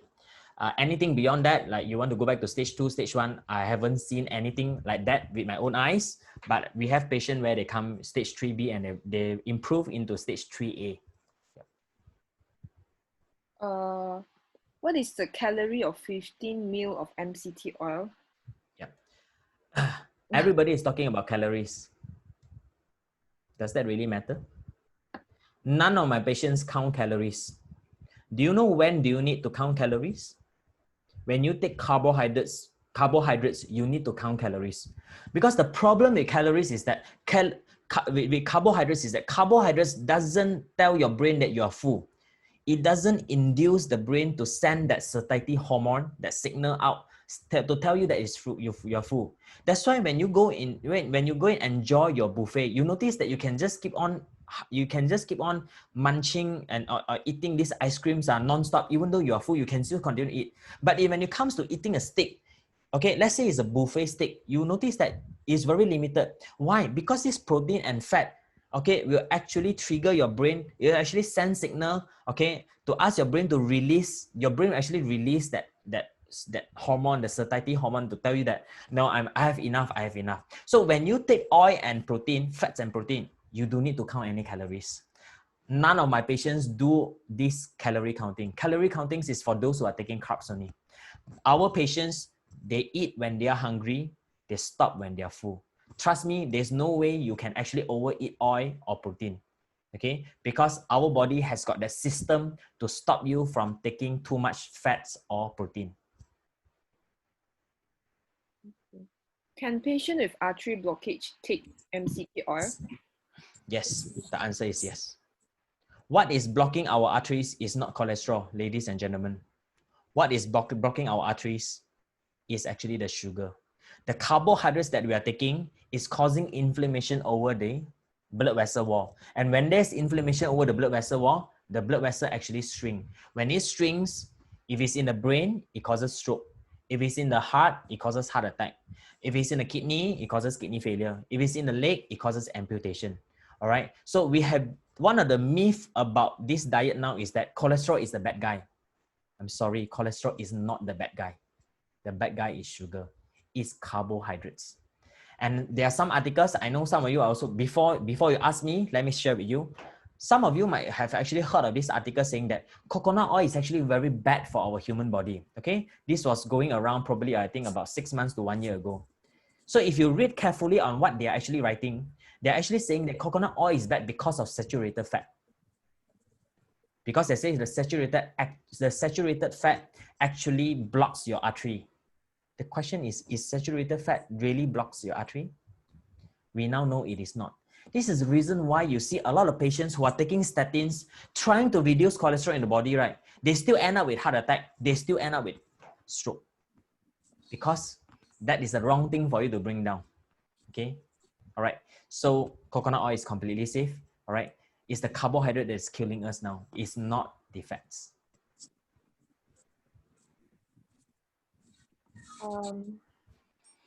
Will taking coconut oil increase your triglyceride or cholesterol levels? I think this question. Yeah. It will reduce your triglycerides. It will increase your cholesterol in a good way. Yep, that's the short answer. So is it possible to take keto diet without losing weight? The person is not fat and she is type 2 diabetes. Yes, possible. So if the patient is type 2 diabetes and her weight is normal, her weight is unlikely to be dropped because we have a very clever system whereby the body will be able to maintain a good weight, okay, within the good BMI range, which is of course for Asian standard is 18 to 23. So a lot of my patients, they are diabetic. Let's say their weight is normal. You will notice that the weight doesn't really drop, okay, but their blood sugar will improve over time on a case-to-case basis. Doctor, can you flash the slides on Dr. Mary's book?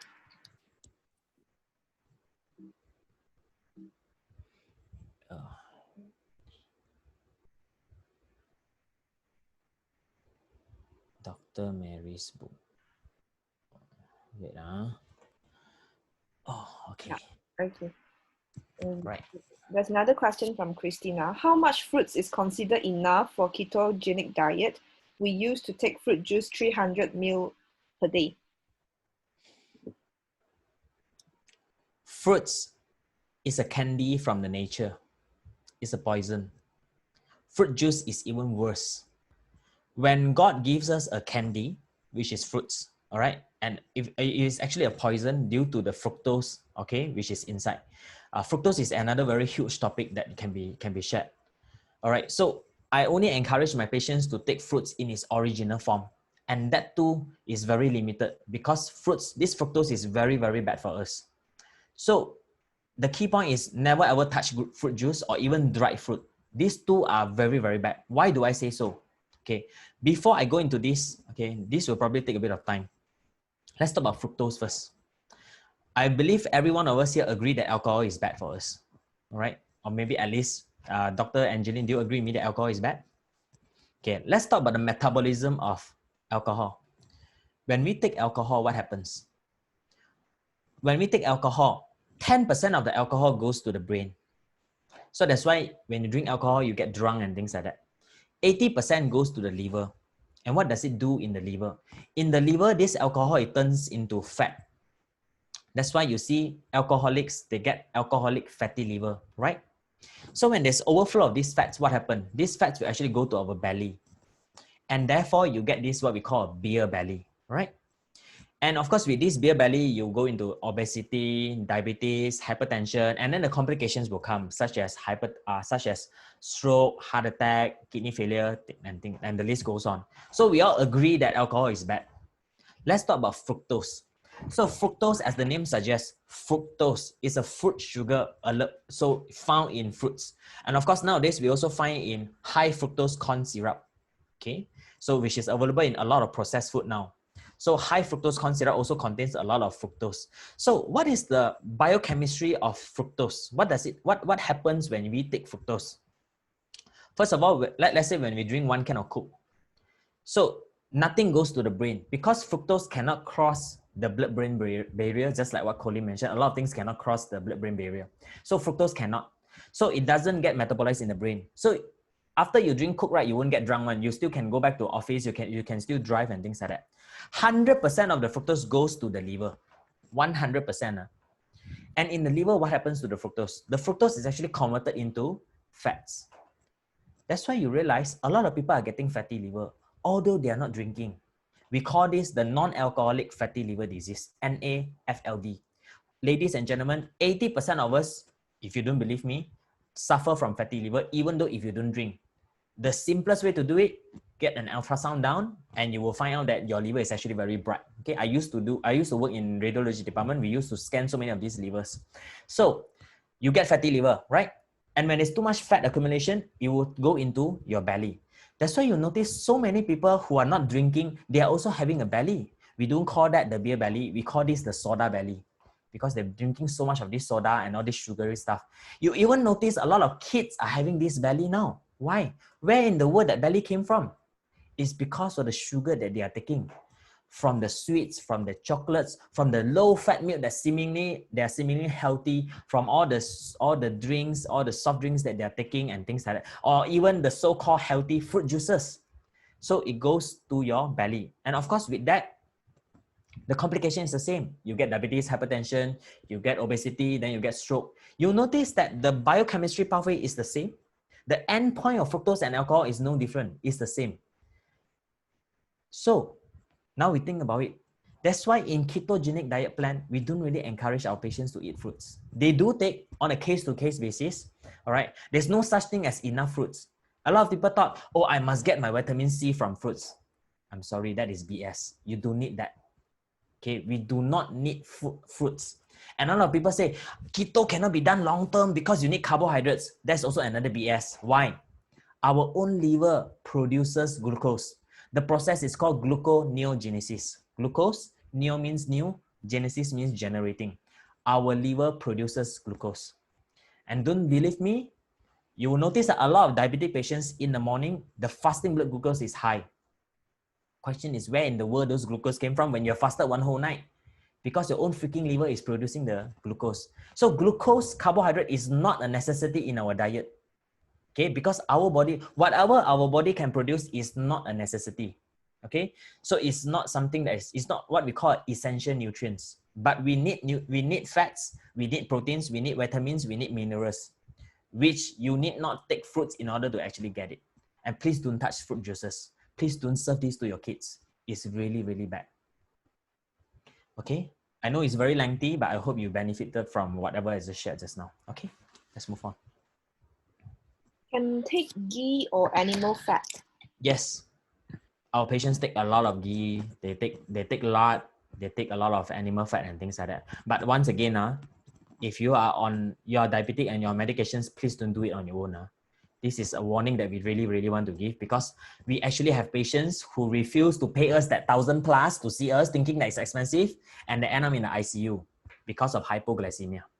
We have, all right, and we don't want anybody to actually go into that, go into this to actually get this problem. Next question. We are advised to take lots of vitamin C and, I don't know whether I pronounce it correct or not, echinacea when we catch cold. Is that good to improve our immunity? Also, diabetes is considered man-sing disease, and if diabetes is our immune system gone bad? Yeah. You do not need to take supplements to get enough vitamin C. Do you know who needs to actually take the vitamin C? Okay, let's ask our medical student who just graduated, Dr. Angelina. Angeline, right? Yeah. I'm so sorry because it's so misleading, because whatever is shown there is Jenny. I almost wanted to say you're Dr. Jenny, I'm yeah, using okay. Jenny's account. Sorry? I'm using Jenny's account. Yes, I know that. So Dr. Angeline, okay. Who is the one who suffer from vitamin C deficiency? Do you remember back in your medical school time? Because I graduated like more than 10 years ago, right? You just graduated. So you can probably remember. Who are the ones suffering from vitamin C? Okay, what is the condition when someone suffers from vitamin C deficiency? What is the condition called? Scurvy. Scurvy, exactly. Who suffer from scurvy? Who suffer from scurvy? I cannot remember. The sailors.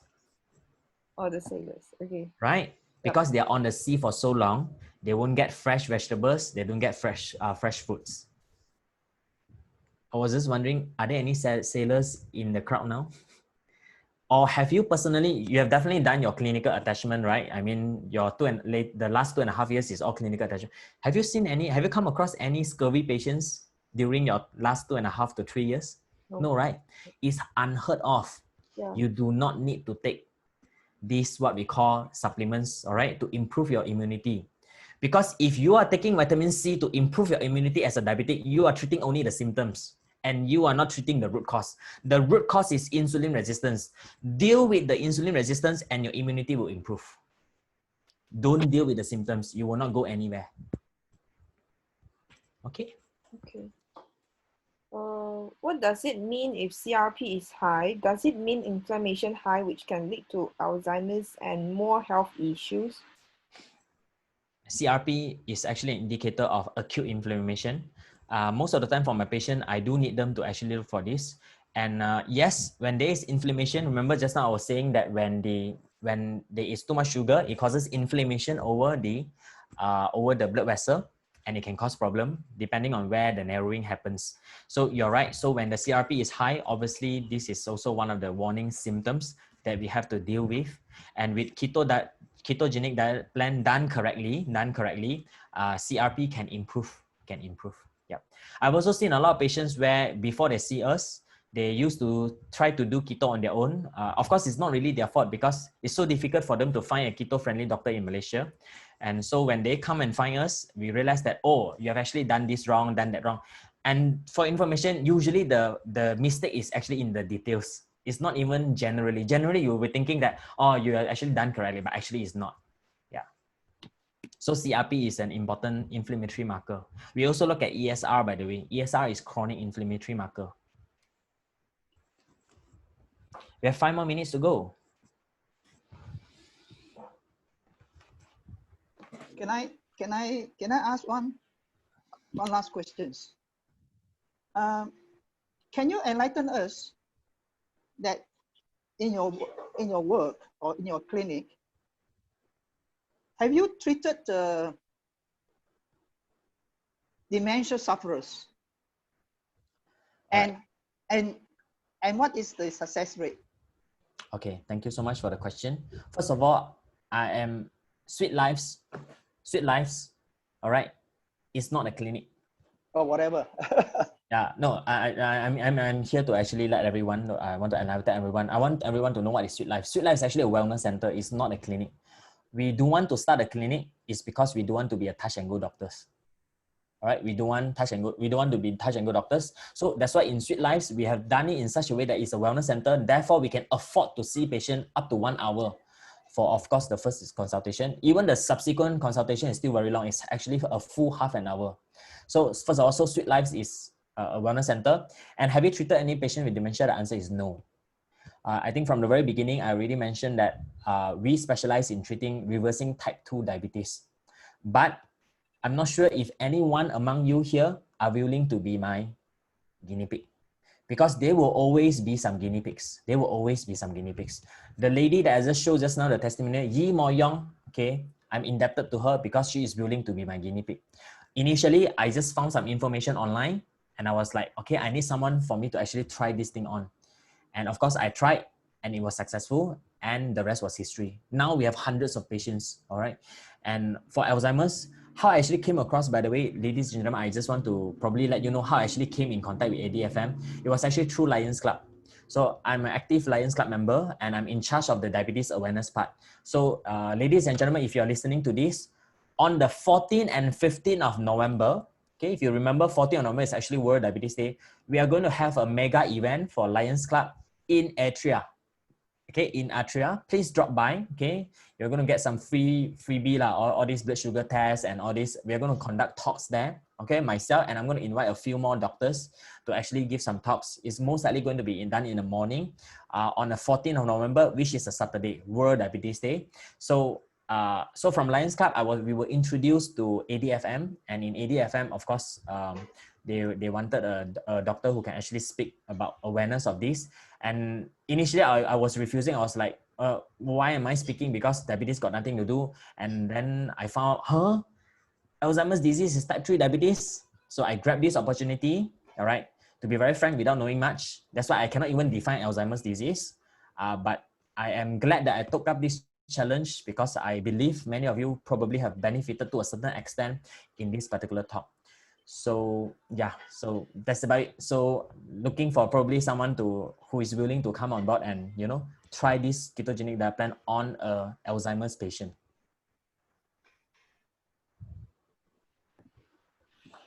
Actually, there is two more questions, Doctor. Do you have time? Yes, yes. Yeah.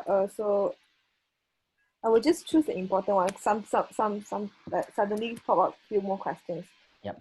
How do we know that we need ketogenic diet? How do you know you need ketogenic diet? This is a very weak question.